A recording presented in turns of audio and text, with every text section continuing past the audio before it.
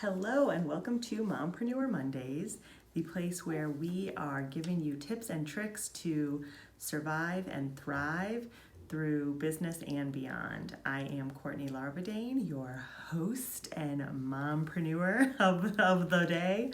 I own a business called Glow Social Media, and I have been in business for 8 years, and I have 2 children, almost 3, and a daughter who's 4 months. Today I wanted to give 5 tips for working from home. So many of us, whether you are an entrepreneur, not an entrepreneur, a parent, not a parent, are working from home. And many of us are working from home either indefinitely or for quite an extended period of time. So I wanted to give 5 really simple tips for those of us who are like, I can't take a long list of things, because that's usually me of like, I don't need your advice. I don't need your list of like 9,000 steps to make my life, easier. But these are really simple things. And if they're things I can do, they're things you can do, because sometimes with a 4-month-old around, I feel like I can't do much of anything. I wanted to give you guys a little bit of backstory on my kind of work, what my office space looks like and what that journey has been. When I started my business, I was working out of home. So I had a desk set up, and I would make sure to leave all of my office supplies and my laptop there, and I would sit and work, and it was very nice and dedicated and spaced out. But I will say that I was single at the time, did not have children, and it got lonely fast.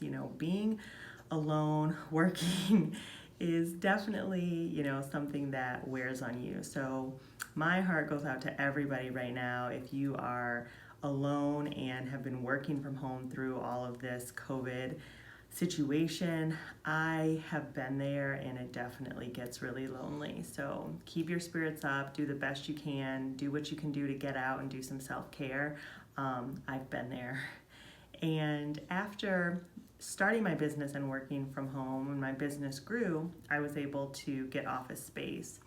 I decided to rent out a private office. So this was at a co-working space where the bottom floor was membership co-working, where people could come, and it was an open office environment.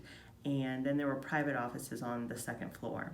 So I initially rented out one private office, and then as my team grew, I actually rented a second office, and my team sat in the first office kind of as an open concept, and I had the second office for my private executive suite. So it was really great. I absolutely loved it. Then I moved, got married, and when we found out we were having a baby, I was in the process of looking for a new office space. I decided that I would hold off on finding office space until I figured out what this whole mom thing was about, because I was about to have my first baby. And I'm really glad I did, because I just needed time to figure it all out. I worked from home, and once my son was old enough to kind of need a little more supervision than just sitting next to me in a rocker, I was really, really happy to find a place here in Metro Detroit called Honey. And Honey provides tons of resources for moms, but one of the things that I loved best about it is they have a local co-working space. So you can bring your children. There's actually a supervised playroom for them, and they can hang out there, and you can get work done. And it's a really comfortable, really just nice, warm environment. They have moms groups and all types of things, and I initially used it just for the co-working. So after my time there, I kind of was getting busier. So a lot of the things that I was doing were having me out and about. So it was easy just to get my work done at home. And when COVID hit, I have just been working from home since then. It was really challenging when we were completely isolating from everyone, and my husband and I were trying to juggle who's got the kids right now, who has a call, kind of who's on deck. And now that we have our nanny back, things are a little bit more smooth. But I will say I do miss going somewhere and kind of having that separation. So the tips that I'm going to share can help a little bit with that, because I don't have intention of getting office space anytime soon. I'm definitely going to ride out the rest of this year. We'll see, what next year brings as far as COVID is concerned, and I'll move on from there. So these are my 5 super simple tips for working from home. Whether you have kids or don't have kids, I'm going to caveat all of these with what the workaround for kids is, and hopefully they help you a little bit on your working from home journey. So here we go. Number 1, wake up early.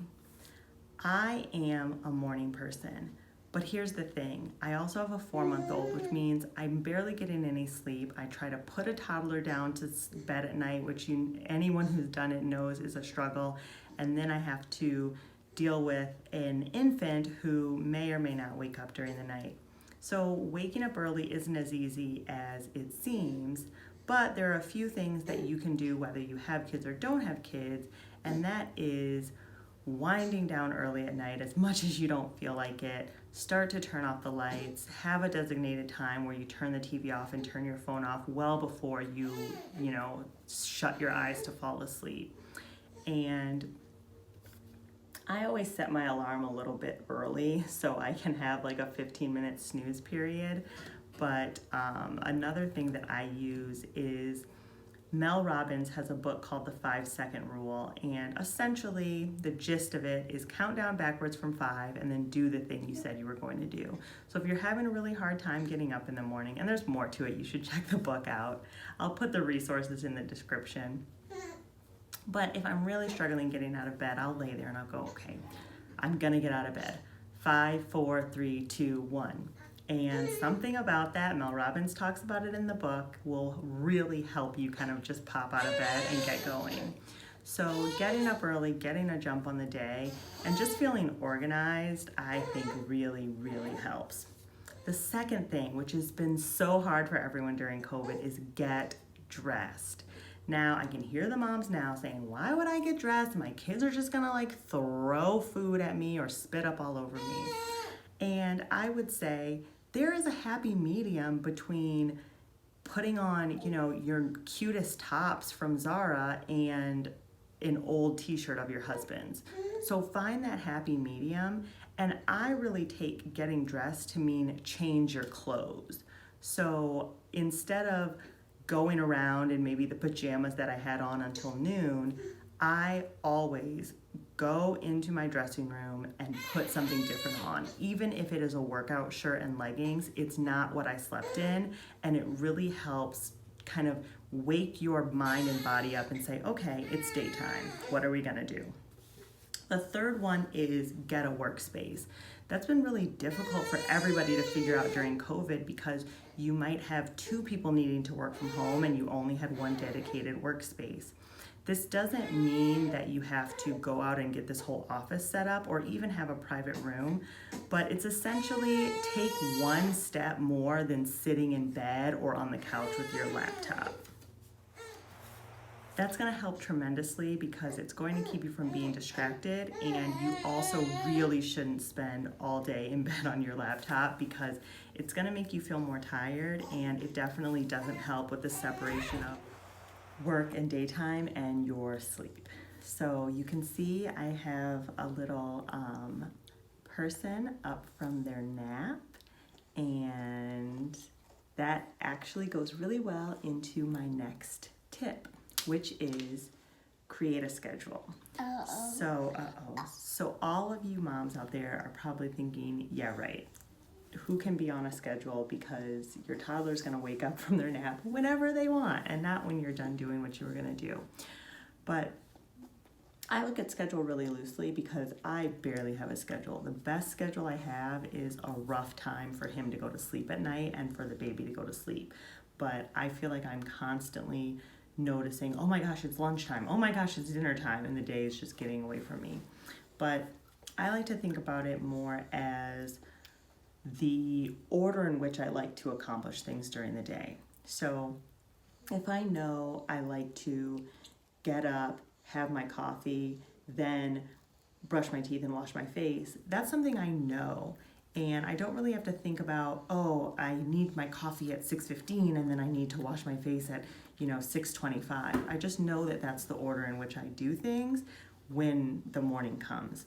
So I like to think about schedule in those terms, where I know that when he gets up and has his breakfast, I actually have about 10 minutes to do things. And I can choose to either clean up around the kitchen, or I can choose to check my emails and make a list of the top things I need to do for the day.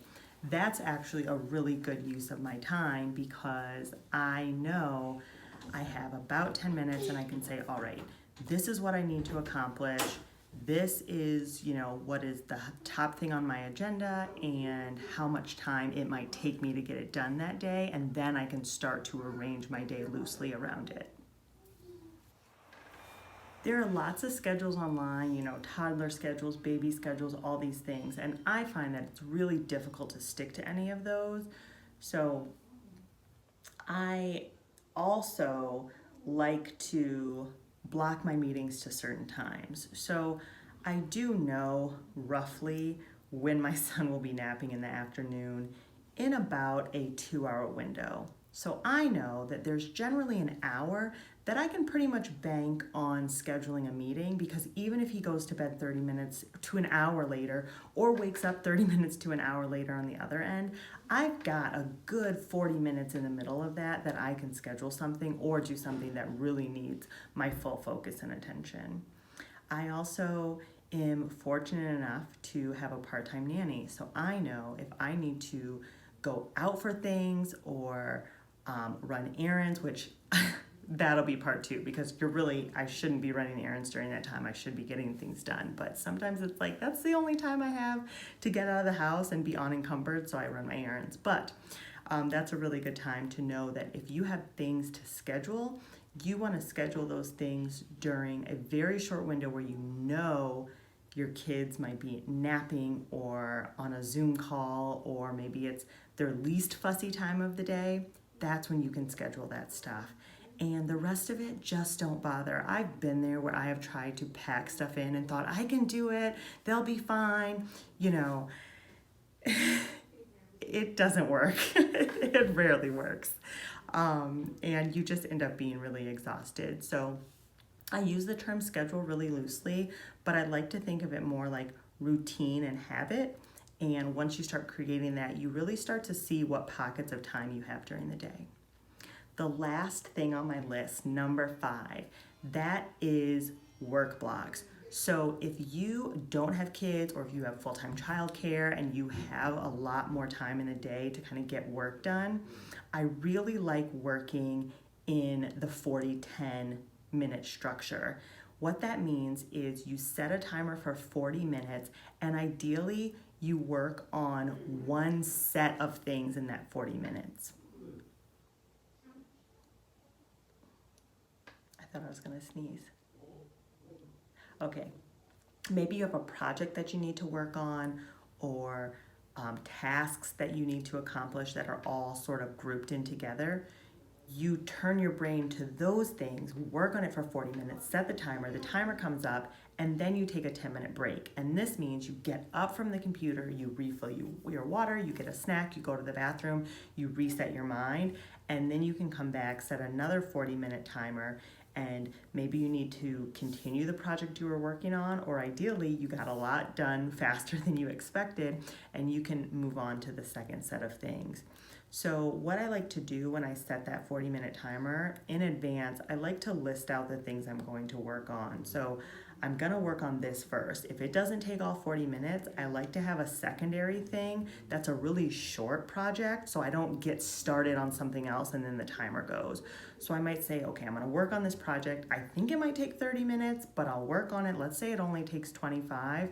I know the next thing that I have to do is say, follow up with a handful of people via email that I needed to follow up with, or maybe there's a really short project I can do, something for social media, maybe I can capture some content. Those are the short things I'm going to do, and then I'm going to take my 10-minute break. I love this, and there's studies that say we really don't have attention span that goes much more than 50, 60 minutes to focus in front of the computer on one thing. So that's, if you start to notice yourself working, and then it's like you get on Facebook and the next thing you know it's 20 minutes later, or you're on Pinterest and getting distracted. It's because we're really only meant to concentrate and sit in front of the computer for these shorter periods of time. So I really like this 40-10 rule. So hopefully that's something that you can implement too. All right, so recap. Number 1, wake up early. Number 2, get dressed. Number 3, make a dedicated workspace. Number 4, follow a schedule or routine. And number 5, block your time. I like to use the 40-10 method. Hopefully these 5 tips helped you.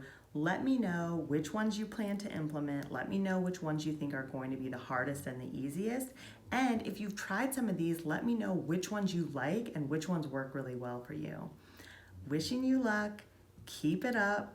Get the work done. We're all going to survive, and stay healthy and happy. Happy Mompreneur Monday. See you next week.